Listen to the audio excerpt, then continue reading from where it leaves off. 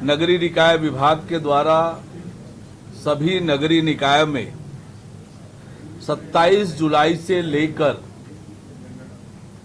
10 अगस्त तक हमने जन समस्या निवारण शिविर लगाया। जन समस्या निवारण पखवाड़ा के नाम से इस शिविर के दौरान, इस पखवाड़ा के दौरान आप सबको भी ध्यान में आया होगा कि ये सभी नगरीय निकायों ने मेहनत करके वो शिविर आयोजित किया, सभी वार्डों तक गए और इस दौरान 1,30,000 आवेदन पत्र प्राप्त हुए। उनमें से 48,000 आवेदन यानी लगभग 37% आवेदनों का मौके पर ही निराकरण किया गया। इस पखवाड़े के दौरान मैं भी अनेक शिविरों पर जाकर लोगों से मिला, लोगों की समस्याएं जानी और हमने ऐसी तैयारी की थी कि ज्यादातर आवेदनों का निराकरण मौके पर ही हो और सारा विभागों के कोऑर्डिनेशन से लोगों के समस्याओं का त्वरित निराकरण हो। इसके लिए एक बहुत बड़ा अभियान ये हमारा साबित हुआ है और हमारे विभाग के भी उच्च अधिकारी भी लगातार शिविर में गए, बैठकें की, बातचीत किया। जिलों के कलेक्टरों भी, हमारे सभी जनप्रतिनिधि भी इन शिविरों में जाकर अपनी उपस्थिति दर्ज कराए और एक अच्छा पखवाड़े के आयोजन लोगों के समस्याओं के लिए ये शिविर साबित हुआ। जन सरोकार का इससे बड़ा उदाहरण और कुछ नहीं हो सकता कि हम लोगों तक गए, लोगों की समस्याओं को सुना, जो संभव हो सकता था हमने पूरी कोशिश की कि उसका त्वरित निराकरण हो और इस दिशा में 48,000 आवेदनों का मौके पर ही निराकरण होना यह अपने आप में बहुत बड़ी उपलब्धि है। इस शिविर के दौरान प्रधानमंत्री आवास योजना से संबंधित 17,512 आवेदन पत्र आए। 1181 आवेदनों का मौके पर ही निराकरण हुआ। पेयजल से जुड़े 5,573 आवेदन पत्र आए। 1,233 का मौके पर ही निराकरण किया गया। इस दौरान लोगों के शिकायत के अनुसार नल के कनेक्शन, पाइपलाइन का विस्तार, पाइपलाइन लीकेज की मरम्मत, पेयजल आपूर्ति से संबंधित समस्याओं का भी लगातार निराकरण किया गया। शिविर के दौरान डोर टू डोर कचरा कलेक्शन, नाली की सफाई, निकासी, साफ सफाई से संबंधित समस्याओं का त्वरित निराकरण के लिए संपूर्ण व्यवस्था निकायों के द्वारा की गई थी और 1796 आवेदन में से 1127 का शिविर के स्थल पर शिविर के दिन ही निराकरण किया गया। सामाजिक सुरक्षा पेंशन की भी बहुत सारी शिकायतें आई। 2,263 आवेदन आए, उसमें से 570 का शिविर स्थल पर ही निराकरण किया गया।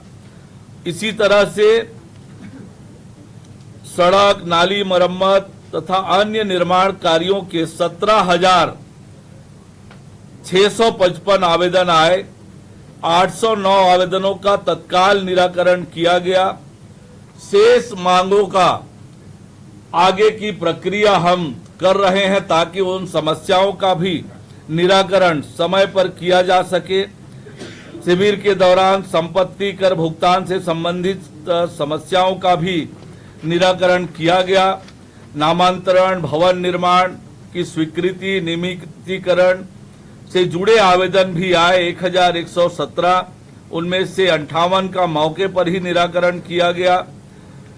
और राशन कार्ड, राशन वितरण से संबंधित त्रुटि सुधार और राशन कार्ड नए बनाने का भी 21,700 आवेदन आए। उसमें से 11,541 का मौके पर ही निराकरण किया गया। भूमि विवाद और राजस्व प्रकरणों के 14,080 आवेदन आए। 3,000 आवेदनों का निराकरण मौके पर ही किया गया। और बिजली, स्ट्रीट लाइट, मवेशी अतिक्रमण, अवैध निर्माण, सड़क बाधा से संबंधित 30,489 आवेदन आए। उसमें से 11,146 आवेदनों का त्वरित निराकरण मौके पर ही किया गया। आप सब इस बात को महसूस कर रहे हैं कि नगरीय निकायों में हमारी सरकार बनने के बाद जन सुविधाओं के विस्तार के लिए लगातार हमने काम किया है। अब तक हमारी सरकार बनने के बाद हमने नगरीय निकायों के लिए अलग अलग योजनाओं से 12,050 करोड़ रुपए की राशि नगरीय निकायों को मुहैया कराई है। और अभी जो शिविर में समस्याएं आई है और उन समस्याओं के निराकरण के लिए 900 करोड़ रुपया जारी करने का निर्णय हमने लिया है, जिससे इन समस्याओं का निराकरण होगा। 450 करोड़ रुपए अधोसंरचना के मद से और 450 करोड़ रुपए की स्वीकृति 15वें वित्त के मद से हम करेंगे, ताकि नगरीय निकाय की जो मूलभूत मांग और समस्याएं हैं उसका निराकरण हो सके। आप सबको यह भी बताते हुए मुझे हर्ष हो रहा है कि एसटीपी सीवरेज ट्रीटमेंट प्लांट के लिए लगभग 600 करोड़ रुपए की स्वीकृति 5 निकायों में मिली है। कोरबा, भिलाई, दुर्ग, राजनांदगांव और अंबिकापुर में। उसके साथ ही शेष 160 निकायों के लिए भी सीवरेज ट्रीटमेंट प्लांट बनाने के लिए हम तैयारी कर रहे हैं, उसकी योजनाएं बन रही है। आने वाले समय में भी उम्मीद करते हैं कि उसकी स्वीकृति मिलेगी। इसी तरह से शुद्ध पेयजल उपलब्ध कराने के लिए अमृत 2.0 के अंतर्गत 6 निकायों नगर निगम चिरमिरी, नगर पालिका परिषद रतनपुर एवं तखतपुर, नगर पंचायत छुरिया, मल्हार और डौंडी लोहारा हेतु 416.18 करोड़ की जल प्रदाय योजना की प्रशासकीय स्वीकृति प्रदान कर दी गई है। इसी तरह से 5 अतिरिक्त निकायों नगर पालिका परिषद कोंडागांव, राहोद, भटगांव, कुनकुरी और भानु प्रतापपुर की जल प्रदाय योजना के लिए 260.35 करोड़ की वित्तीय स्वीकृति प्रदान की गई है।